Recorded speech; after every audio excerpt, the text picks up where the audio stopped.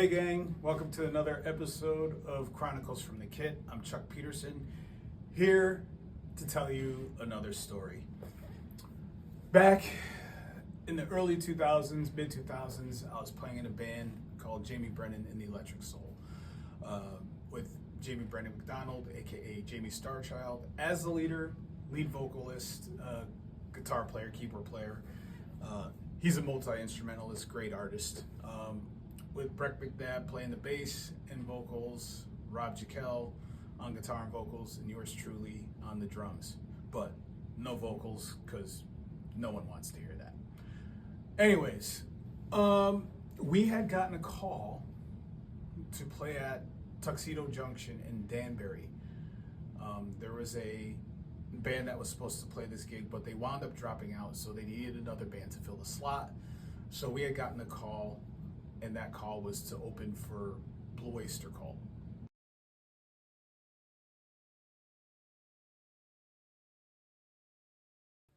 So Blue Oyster Cult, very well-known band, had such hits as Godzilla, Burning for You, and the one that everybody knows from the SNL skit with the More Cowbell with Will Ferrell and Christopher Walken, Don't Fear the Reaper.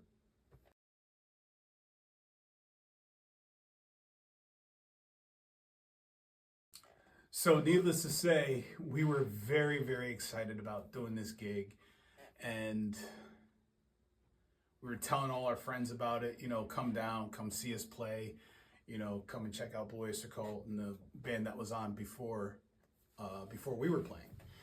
So we're driving down there, I'm riding down with Jamie, and I hadn't been playing out very long, so not professionally anyway. Play out shows with some friends here or there, had another band, but wasn't a professional thing.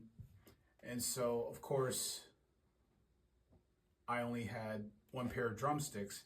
So I'm riding in the car with Jamie, and we get to the venue. And as we go inside, I look at my drumstick, and what do I see? The one pair of drumsticks, the only pair of drumsticks I had, a broken stick, right?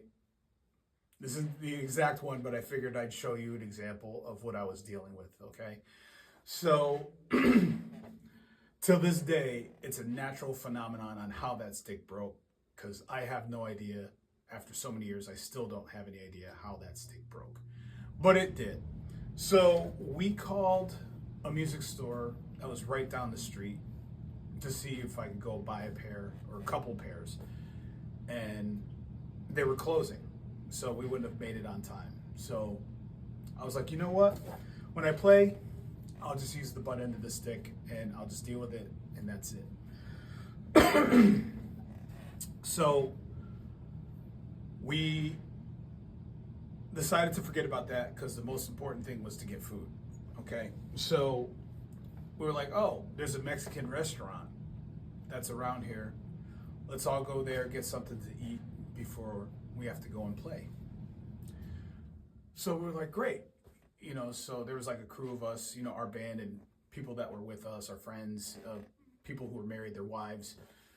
And so little did we know that there were 3 different Mexican restaurants in that particular area. There was like one over here. There was one probably behind the camera, if we were off in the distance. And then there was one over on this side. And we somehow wound up at all 3 of them. There's a section of us that wound up at that one. There's a section of us that wound up at that one. There's a section of us that wound up at that one, thinking, okay, we're the other guys because we're hungry, we want to eat, and they're not showing up while they were saying the same thing while they were saying the same thing. So that was pretty hysterical in itself because we had no idea there was like 3 of them around. But we all wound up at them.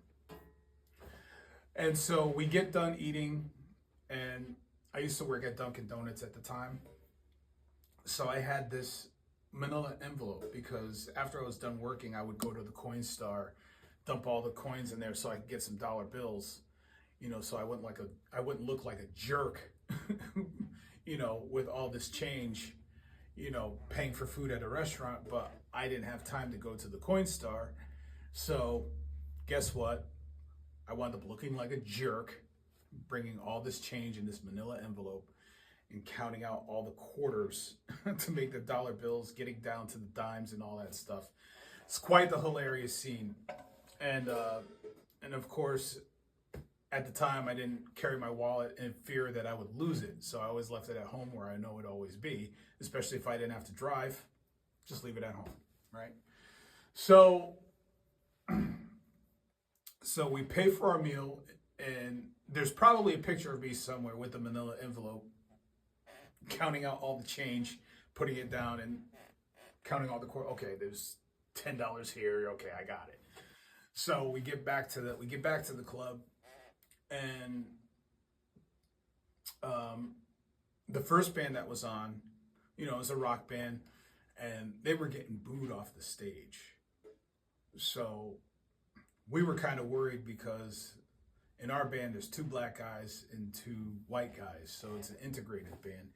And so we play funk, soul, rock, all that stuff. So we were kind of worried because these guys were screaming for Blue Oyster Cult to come out, and they're just a straight up rock band. So the first band, they take their stuff down off the stage. We're putting our stuff on the stage. I put the drum kit up there and get ready to do what we have to do. I still have a problem though, the broken stick. So I was like, okay, again, I'll play with the button. I'll just deal with it. It'll be fine. That kind of thing. And then the drummer for Blue Oyster Cult at the time was Bobby Rondinelli. Excuse me. Great drummer. And played with the Jesus Lizards.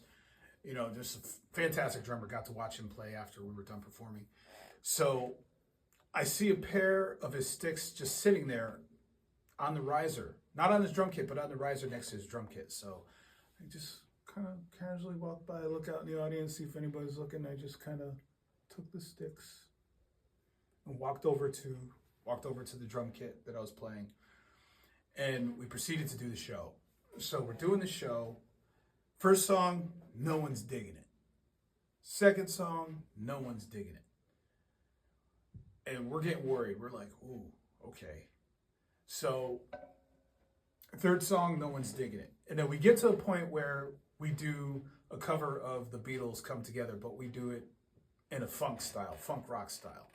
So once we did that, everybody was like digging it. They were cheering for us. So, and we get through the rest of the set, and they're really, really hooting and hollering, like, yeah, this is great, yeah. And screaming out for one more song when our time was up, but we couldn't because Blue Oyster Cult had to come and do their thing. So we get done, we're taking our stuff off the stage, and we're passing the members of Blue Oyster Cult as they're putting their stuff on stage. We're taking ours off, and we're, they're like, oh, excuse me, sorry, pardon me, saying that to each other. Some of the band members let me go first because I'm carrying a bass drum with the toms connected and bringing it down to the stairs. So they let me go first before they put their amps on. And so we were literally bumping into Blue Oyster Cult as we were coming down the stage, taking our stuff down.